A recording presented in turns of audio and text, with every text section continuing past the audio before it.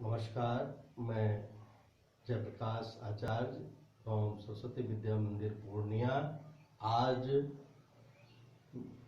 Subject physics लेकर topic EMF electromotive force and potential difference का production, difference, flow of electrons in conductor, इस topic को लेकर उपस्थित हुआ हूँ।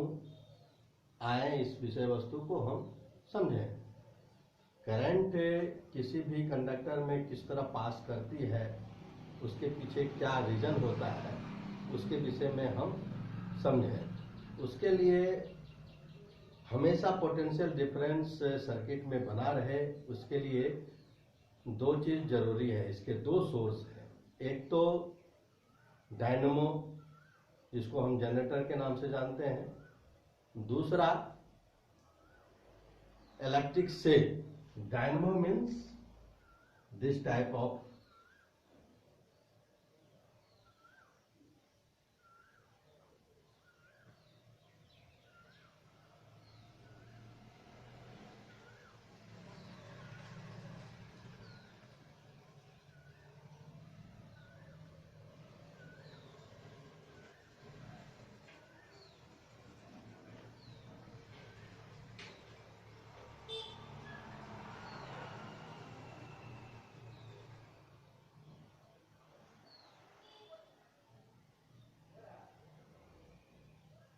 ये एग्जॉस्टर, ये मशीन, जिसको कहते हैं डीजल इंजन और डायनेमो, और ये इंजन।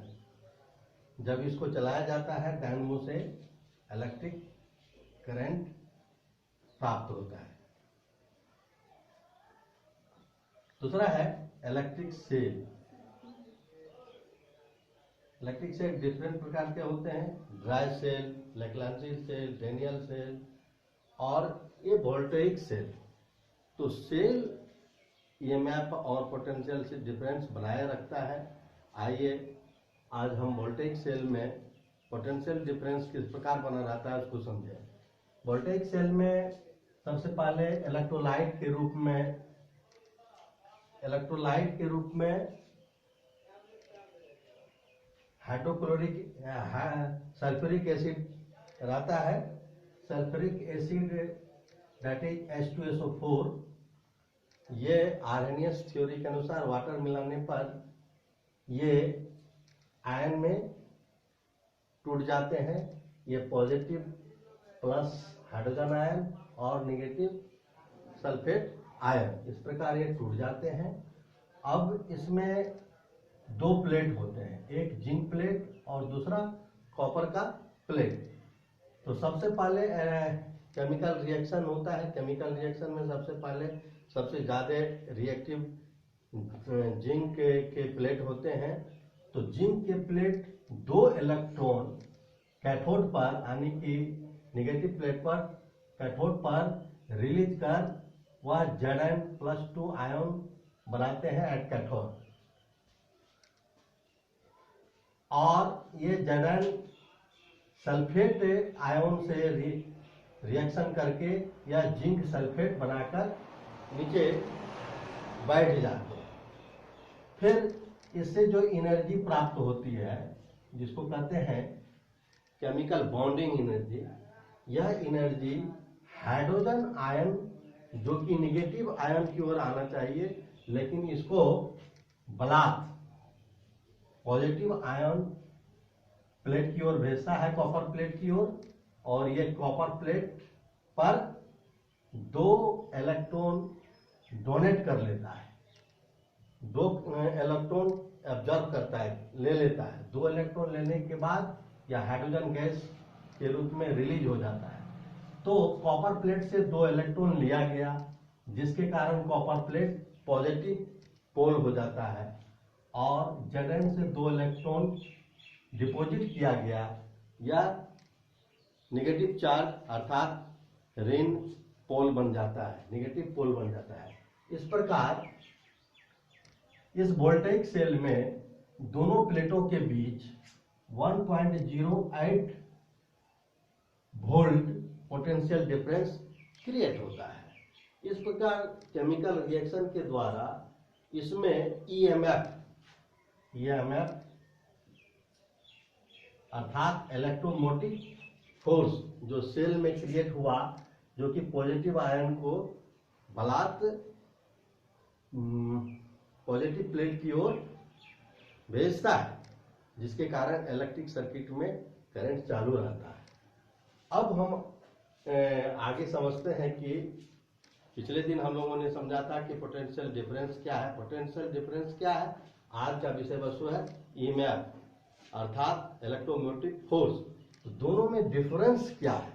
दोनों में बहुत सारा डिफरेंस है। सबसे पहले तो ये समझें हम कि it is in the electric cell और डायनेमो। जो इलेक्ट्रिसिटी का सोर्स है, इलेक्ट्रिसिटी का सोर्स क्या है? डायनेमो और इलेक्ट्रिक सेल। तो ईएमएफ डायनेमो और इलेक्ट्रिक सेल दोनों में पाया जाता है, दोनों में क्रिएट होता है। लेकिन पोटेंशियल डिफरेंस सर्किट में बनता है। इलेक्ट्रिक सर्किट चालू होगा तो वह पोटेंशियल डिफरेंस के कारण होगा। पोटेंशियल डिफरेंस बनेंगे तभी तक वह इलेक्ट्रिक सर्किट में पोटेंशियल डिफरेंस होंगे। दूसरा डिफरेंस क्या है? It cause of the electric current. EMF के कारण ही इलेक्ट्रिक करंट पैदा होता है, कारण बनता है।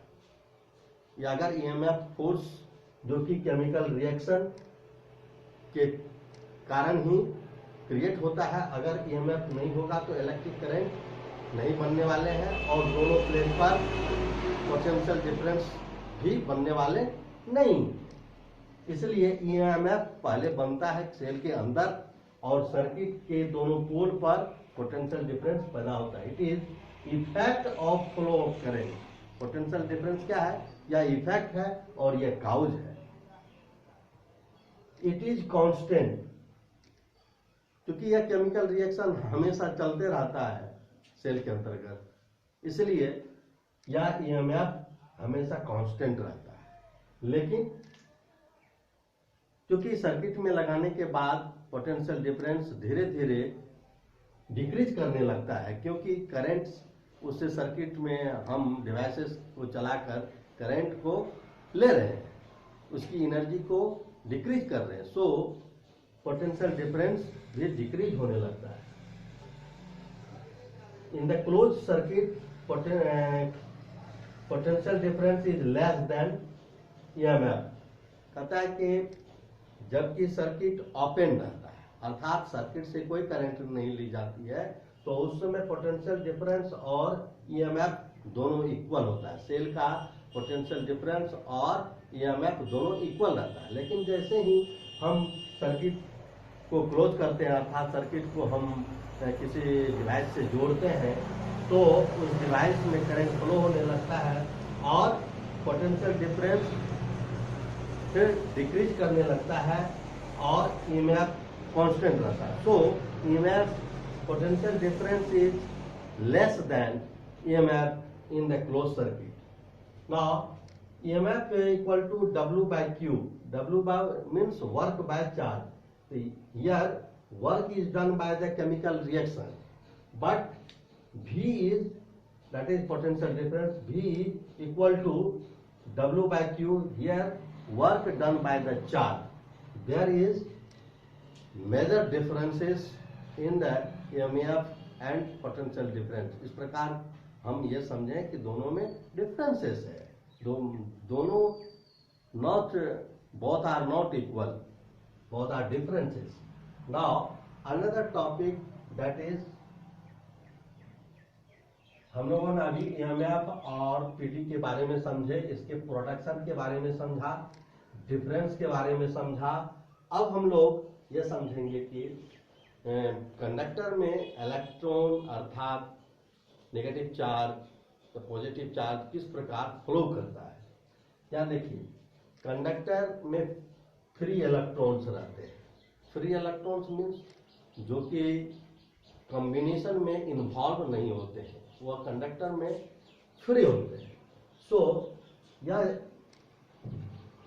जिग जैग जैसे तैसे किसी भी तरह से कंजर्व रहते हैं कंडक्टर के अंतर्गत।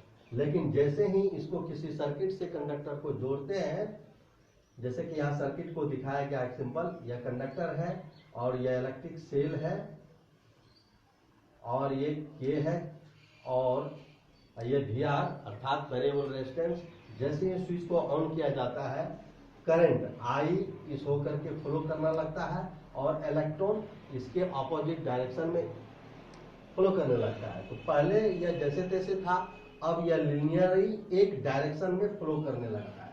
इधर से E पास कर रहा है और इधर इस डायरेक्शन में करंट पास कर रहा है, करंट को पॉजिटिव चार्ज पास कर रहा है। इस प्रकार कंडक्टर से होकर इलेक्ट्रिक करंट फ्लो करता है। इस प्रकार हम ये समझें। आज का विषय वस्तु इतना है। इन्हीं शब्दों के साथ धन्यवाद।